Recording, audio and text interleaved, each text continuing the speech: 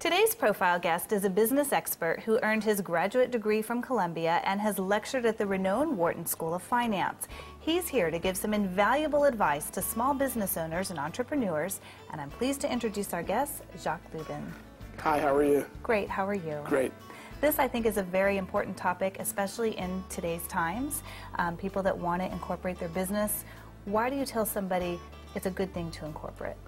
Well, I mean, basically, there are three important reasons to incorporate your business. The first one is that when you go out into the world and you try to develop your business and meet people, whether it's customers or suppliers or banks, you want to present yourself as the president of your company. So when you set up a corporation, you are the president of your company, and it gives you a certain amount of stature to go out in the world in that capacity. The second thing that's terribly important is we live in a society where it's what they call litigious. People are constantly suing each other. So over time, as you become more successful, unfortunately, one of the negative byproducts is that sometimes people want to sue you. When you are incorporated, what you've effectively done is you've separated your personal assets from your business assets. It's extremely important. If someone sues you, you don't want to lose your house. You don't want to lose your retirement assets or your automobiles. You want to keep those separate from the business. So a corporation just domiciles your business, and it keeps it separate from your personal assets in case there's a lawsuit.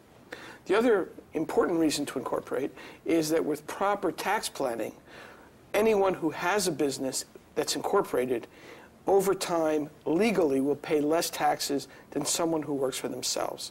For example, when you have your own business, you have all kinds of legitimate tax deductions that reduce your income and thereby reduce your taxes.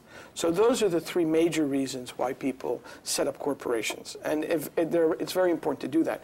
Now, there are also people who set up what are called limited liability companies for businesses that are primarily in the real estate business. And when people call us, we explain the differences. But those are the two basic concepts. You set up a corporation or a limited liability company, otherwise known as an LLC, and you get the benefits of prestige, asset protection, and lower taxes. Now, is this expensive? It doesn't have to be. We set up thousands of companies for people all over the world, not just in the United States. And to the extent that we're very specialized in it, we don't make it expensive because it's what we do for a living. And people come to us, and we have a basic set of questions that we ask them about what their business is going to do, what they want to call it, who the directors and shareholders of the business are going to be, and we take care of it from there. It's sort of like not wanting to prepare your own taxes. You could do it, but why learn how to do your own taxes when you can get a perfectly competent tax preparer to do it for you? It's the same thing with setting up a company. You want to go to somebody who is a professional in that area. Well, anybody that wants to start their own business, they want to succeed. So what are some of the keys to succeed? The keys to succeed are to believe in yourself, to know that what you do, you're going to do well, whether it's an electrician, a plumber, a chemist, whatever it is you do, make sure you're good at that business. And in many cases, people have done that work working for other people. So they're perfectly positioned to do it for themselves. The other thing is you have to be prepared to work long hours, and you have to be prepared to struggle a little bit in the beginning with the idea that over the long term, if you're successful, you will make a lot more money in your own business than you will working for other people. And that's really the goal. One thing I found interesting on your website is your checkup list. I think a lot of people, they need a list to get them going. Can you explain that? Well, a checkup list is something that everybody needs, whether you're a golfer and you want to make sure your swing is perfect, or you're a pilot and you're taking off. A checkup list helps you remember the basics of the process.